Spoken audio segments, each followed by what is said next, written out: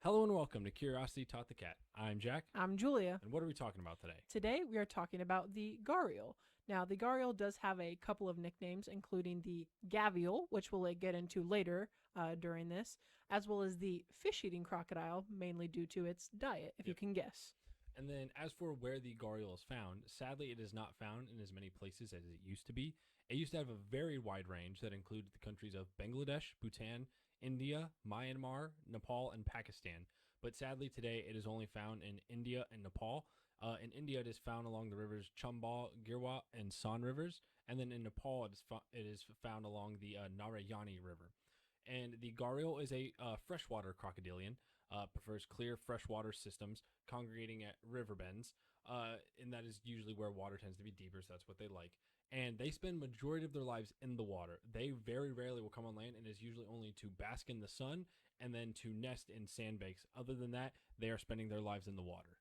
Yep, and just jumping into what it actually looks like. So we mentioned it is a crocodilian. It is a very slender crocodilian compared to a lot of other alligators and crocodiles that you can think of.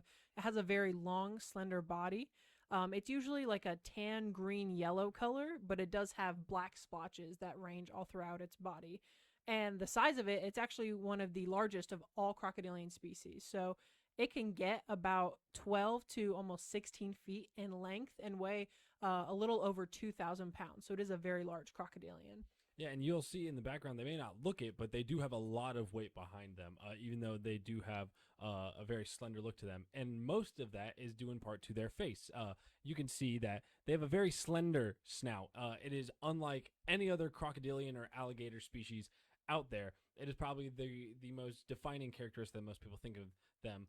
Other than the males will have a spot on the tip of their nose. So this one in this picture is a female. You can tell by the tip of the nose. It has not so much of a protrusion, but you'll see there's a couple pictures of some males. Well, they'll have this growth on their snout called a gara. And it is the Hindi word for mud pot because of the look that it takes. And we'll get into the different reasons or things that they do with the gara and how it's a very interesting evolutionary trait that they've developed. Do you want to continue on with some physical stuff? Yeah, so the Gharial is actually one of two species in the Gavialdae family. I think I pronounced that correctly. And that is one of the oldest crocodilian families out there. So it is a very ancient creature, if you will. But like we mentioned earlier, the only time they really come out of the water is to bask in the sun.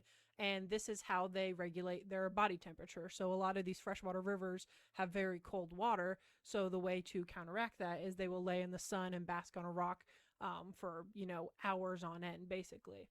And so the Gharial has very weak leg muscles.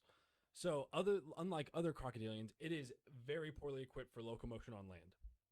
So most of their movement takes place in the water. When they do move across land, they kind of push their bodies forward across the ground, and this is known as belly sliding. So their stomachs are on the ground, and they're just kind of like pushing themselves along the ground as they go. And then just getting into what it eats, I mentioned earlier it's called the fish-eating crocodile, and that's because its diet is almost entirely made up of fish. When they're younger, the babies will eat things like insects, crustaceans, and frogs. But while adults, like I said, their diet is almost 100% fish. And that's because, like we said, they don't do well on land. They have to do it all in the water, so fish has become their main diet. Yeah, and it also deals with how they hunt. So other crocodilians are very much ambush predators. Well, they'll wait for something and come into the water or wait for something to swim by. The Gharials can't really do that. They're not as strong as other crocodilians are, so they do not stalk. They do not lunge at their prey like other crocodilians. Instead, their snouts contain a bunch of sensory cells that can help detect vibrations in the water. So they'll kind of whip their heads from side to side to help get a feel of where things are in the water as things are swimming by. So all the sensory cells on their snout are getting hit, and they're able to zero in on a fish, grab them in their jaws, and as you can see, they have lots of teeth in their jaws. They are very toothy. So they can, once they get a hold of something, they are not letting it go.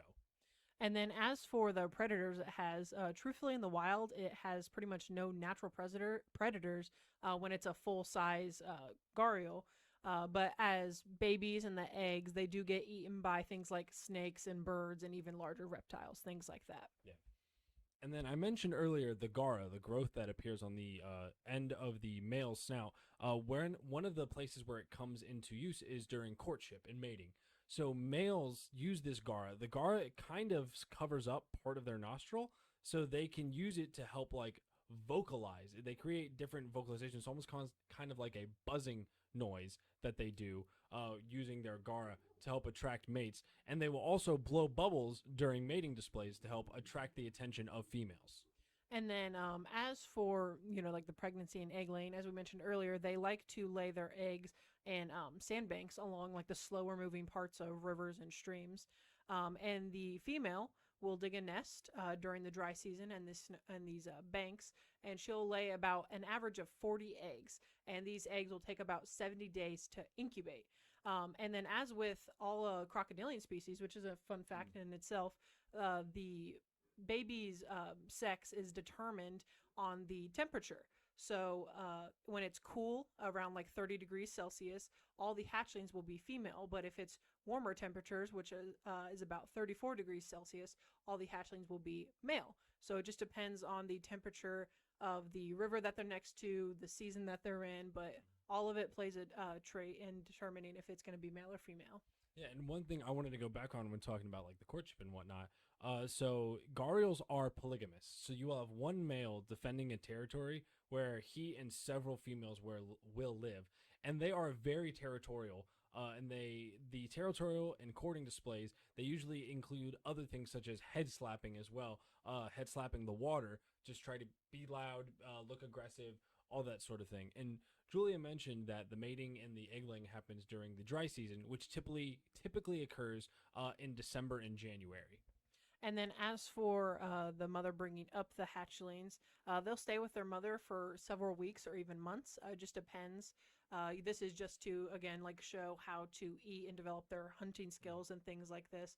But then females will reach sexual maturity at about 10 feet in length, and males at about 13 feet in length. And their lifespan is actually pretty long. It's about 40 to 60 years on average. Yep. And then as for behavior, they're very similar to other crocodilians. There's not a lot of socialization that goes on. The only, like, I would say real socialization that happens is a mother caring for her young.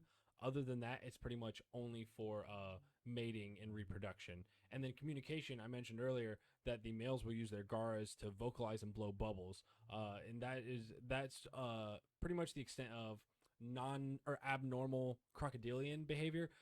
There's still a lot of similarities they share with some of the vocalizations they make compared to other crocodilians.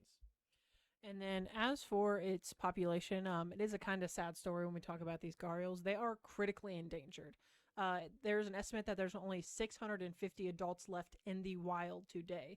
And this is mostly due in the early 1900s. The numbers declined as nearly as much as 98% of them in the wild due to hunting for traditional medicines in the area, as well as changes to their habitat, which is these freshwater rivers and streams, because of all these man-made inventions where we redirect these waterways or we take them away completely. It changes their entire habitat, and they can't live on land. They're water dwelling crocodilians. So it's hard when we take that away for them to adapt so quickly to that. Yeah, you will also see too young gharials will get caught up in fishing nets along rivers, which can lead to injury, drowning, whatever it may be. But as for conservation, there is some efforts going on because their numbers are so low. They realized like something had to be done. So the Indian government granted the species full protection in the 1970s with the goal of reducing poaching. And then in the 1970s and 80s, conservation groups in India and Nepal launched catch and release programs that have introduced more than 6,000 captive bred gharials into the wild. So it's made for boosting their numbers. We understand that captive born and raised gharials may not be the most effective, but it's just a way to help boost their numbers. So that way their numbers in the wild get to a big enough spot where they can sustain those numbers. And this rearing and releasing is the best way to help those numbers. And then that wraps up all the general information we have them. We do have a couple of fun facts about them. And then the first one is that I mentioned earlier that they have the nickname of Gavial. So the word Gharial is actually derived from the word Gara, and that means mud pot.